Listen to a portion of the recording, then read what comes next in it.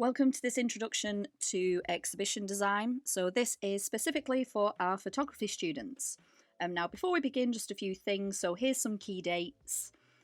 Just a reminder that the exam prep is due in on the 26th of April. Exams begin on the 27th. So during those 2 weeks, access to the rooms is going to be very limited. The booking system for those free rooms will open just after Easter. We move into the exhibition space on the 15th, so the last working day in our department will be the 12th of May, and then the upper sixth final deadline. So this is the deadline really for your component 1, because the exam will be completed during those 15 hours.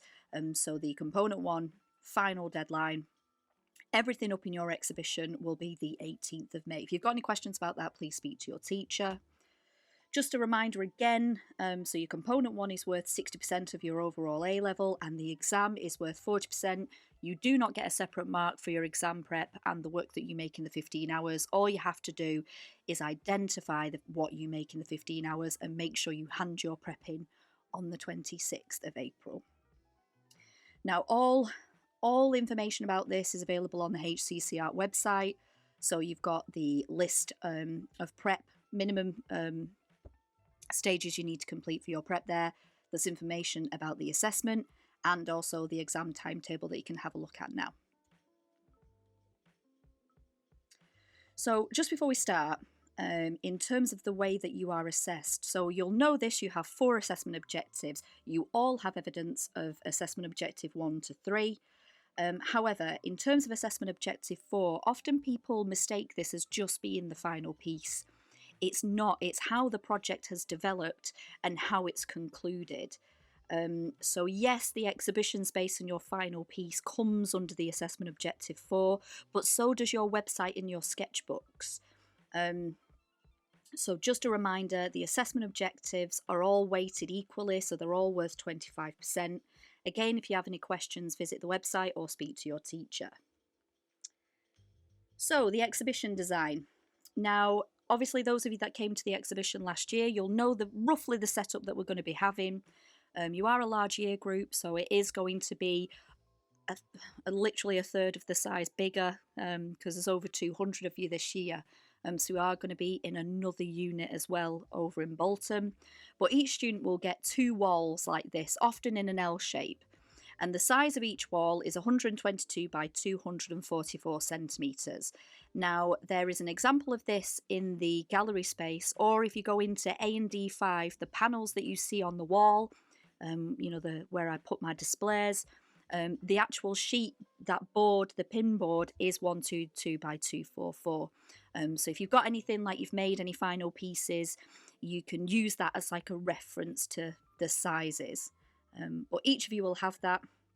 Now, the photography and the way the students design their exhibition is very different to all the other subject areas, because the wall is often the final piece. So here's some examples. So often students in photography will have prints as a final piece. So this was from last year. So one thing to note though from last year, the exam was cancelled. So what you're seeing here is just an example of component 1. So for instance, if you were going to present your component 1, you'd only have 1 wall to do that. So component 1 goes on one, component 2 goes on the other wall. But prints tend to be the most popular. So these are PixArt prints. They vary in price. They range from about £8 to £12, depending on how quickly you want them delivered. But we'll go through pricings and sizes at the end of this presentation. But PixArt prints tend to be the most popular. They can be of your best images. They can be of some developments that you've produced. So these were some darkroom developments that the student opted to scan in and make them print a bit bigger and print them bigger. PixArt panels. So this was all about time. I'm sure you remember this one. It's one of my favourites. So she obviously had the colour swatches on one side, and then she also had some videos on iPads mounted to the wall on the opposite. Darkroom prints. So for those of you who may be on a budget, who can't afford to have prints printed, because I know it can be expensive. Some of you might opt to put some of the darkroom developments that you have on the wall. So the one on the left hand side, you can see that the drawings are on one side and the darkroom prints of them are on the other. See how they're all the same size. They've been trimmed to the right size and they've been mounted very, very carefully. This was measured within an inch of its life. But if anyone is working on a budget, darkroom prints, you can literally just use the prints that you have. Fabric prints, I'm sure you've seen this one in Nancy's room. So this was meant to be a representation of the figure, so you can have fabric printed as a final piece. Here is another one which was a long exposure at the seaside. For a small amount of students, some of you will do their liquid light workshop with Nancy. Again, it's a darkroom technique, so you could have some larger prints made in the darkroom. Some students opt to do publications. Publications are great, especially for anyone doing fashion or anyone doing a project about family. The only thing with publications is that it can be quite expensive. So this particular newsprint publication, which was a fashion piece, this cost about 12 quid on its own. But some of you may wish to spend that, you know, to put it in your portfolio as you go off to uni. Another company that we use is a company called Instant Print, and they're quite, you often get some good voucher codes for that. Video final pieces. So last year was the largest amount of video pieces, final pieces that we had in photography. I've never had that many. There are examples of these final pieces available online, so you can have a watch of them. But you can see you can have a TV screen mounted on your wall running a video final piece. And we do want to stress the TV screens will only be used for students who have video final pieces. If it's just small, short videos that are part of your development, they will just be on your website and you can have QR codes that people can scan when they come to view your exhibition space. Now, in the past, we've had some students that have done audio pieces. They may have sounds that are running in the background. I know some of my students are thinking about doing audio as a final piece, and we don't actually have the facility for this. And we have a couple of speakers, but we don't have anything to play the audio from. So this is something that you may need to speak to your teacher about, but you know, you can have an audio as a final piece. Light boxes are very popular, especially for those of you that are doing the night. These are made using foam board and glass, and then you have the sticker printed at PixArt. Historically, these have always been quite popular. Some of you might have some artifacts that you build. So these are all final pieces that, you know, often when you look at them, you wouldn't immediately think that they are a photography outcome. So this was a crime scene that was set up. You'll remember this one from last year, which is actually an architecture piece. And then this was perspex with prints mounted on them, and then they had light boxes that were built into the wall and you could view the pieces on a light box. And then here we've got some more print examples. So if you remember from last year, graphics have those big panels printed. You can have the same. Now, prints. It is worth noting that when you look at an oak tree and look at our archive of all the exhibitions that we've done in the past, you will see that last year's the walls, the pieces were quite limited from what they presented on the wall. Having more on the wall doesn't necessarily mean it will have a positive impact on your overall outcome. You know, it's about selecting the strongest pieces that you've produced or making a specific final piece. So for example, here, this was an example of an exhibition from about 5-6 years ago. The prints on the left there, you can see they're of London. These were actually taken on a film camera, but were scanned in and then printed digitally. So all them prints on that left hand side of the wall totaled £24. Just to put it into context, that 4 years ago was only £13, so the price has increased quite significantly. An example here, so this works out about £12. You know, it still, I think, has that same impact as this piece here, but yet it's half the price. And obviously he's got the video piece on the wall. This was £24 as well, but there was some spare prints that she did opt to try and sell. Now, these PixArt boards are probably the most popular when it comes to the photography. We order them from a company called PixArt that are based in Italy. Believe it or not, it's actually cheaper to have things printed in Italy than it is to have them printed in this country, quite considerably actually.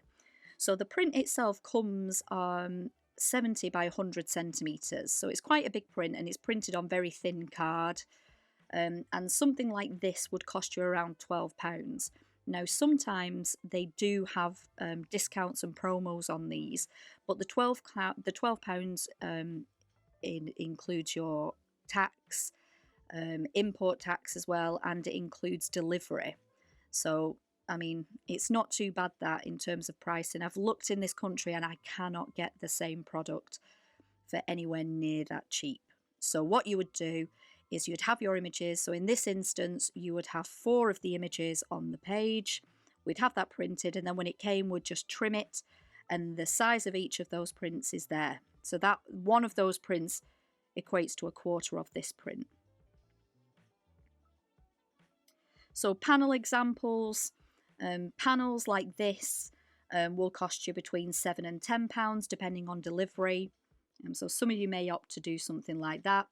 We do have one wall which is big enough to house one of these big prints.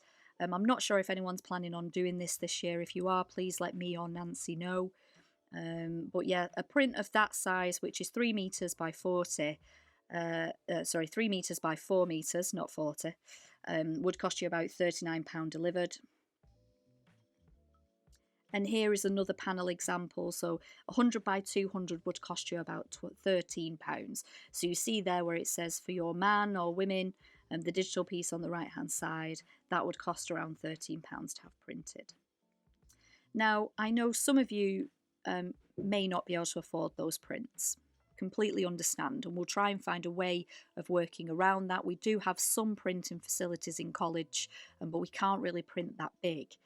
So some of you may look at producing your own prints and printing them here on cartridge. So these were some very beautiful collage pieces that the student made during her 15-hour exam. So, you know, the impact of that on the wall is very, very nice indeed. Like I said before, some people use the dark room prints that they produce. Some people use artifacts and then have smaller prints above it. So don't feel like you have to spend lots of money. If you do have, you know, the facility and the opportunity to purchase those prints, there'll be prints that you'll have forever. If not, there's a way of working around it. Framed prints are quite popular, especially those of you that are going on to study art and design at university. Frames, we tend to say IKEA is quite cheap. For frames start from about £5 at IKEA, and then in terms of the prints, you can have them printed here. These were some collages that the student made and then mounted and framed. I think Nancy's got these in her room actually. So in terms of exhibition design, now they're just some examples of what the vast majority of students do. However, some students do use other materials within their exhibition spaces. So this was all to do with journeys, so casting pieces. Here was some microscopic images of all to do with skin, and she mounted these very, very beautiful shelving units on the wall. Some of you may look at producing 3D pieces, so this layered glass for collages, also underneath them the actual handmade collages that feature in those frames. And then this was a piece where you would stand inside it, and inside that was actually a speaker, and the images that you see in this sort of booth, I think you'd call it. If you stand inside of that, you could hear the people talking. And so the people were having the conversations, those people that are depicted in these images. You can print onto perspex. So it doesn't really do it justice, this particular image, but you might be able to see the little bit where there's lights underneath. So these were pieces of plastic that had a print on top of them, and then she highlighted some of the lights using those push lights that you get from Home Bargains. There you can see. Again, these were prints that were printed at college. Some students, anyone that's doing anything to do with decay or skin, and we have got a couple of microscopes, so you can get the audience and the people visiting the exhibition involved. So here the individuals could pick up the slides and place them underneath the microscope, making it like an interactive final piece. Same with the image on the left. This was an interactive final piece. She asked the visitors to the exhibition, what does faith mean to them? And people wrote their responses and added them to the wall. We have projection as well. I'll be honest with you, we only have 3 projectors for the whole of the cohort. So it would just be final piece only for projection. So if it is that you're thinking about that, will you please speak to your teacher?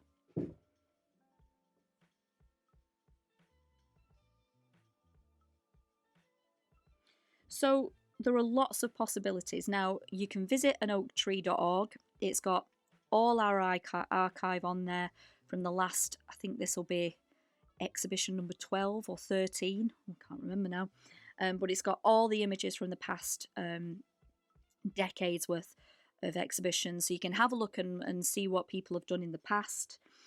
On the website, we do have the plan template.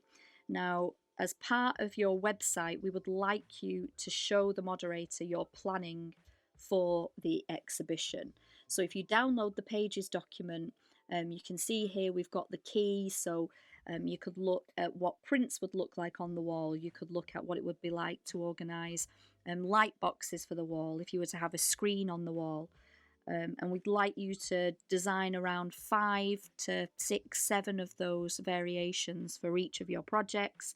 And then it would look something like this as a final piece. So have a think about your exhibition. Whatever you do, please make sure before you send anything to print that you get that checked by your teacher. The templates are all available on this webpage that the video is on now. So there's videos on how to send it to PixArt. There's videos how to make sure you prep the prints correctly. So please take the time to watch them. And like I said, if you are in doubt of anything, please speak to your teacher.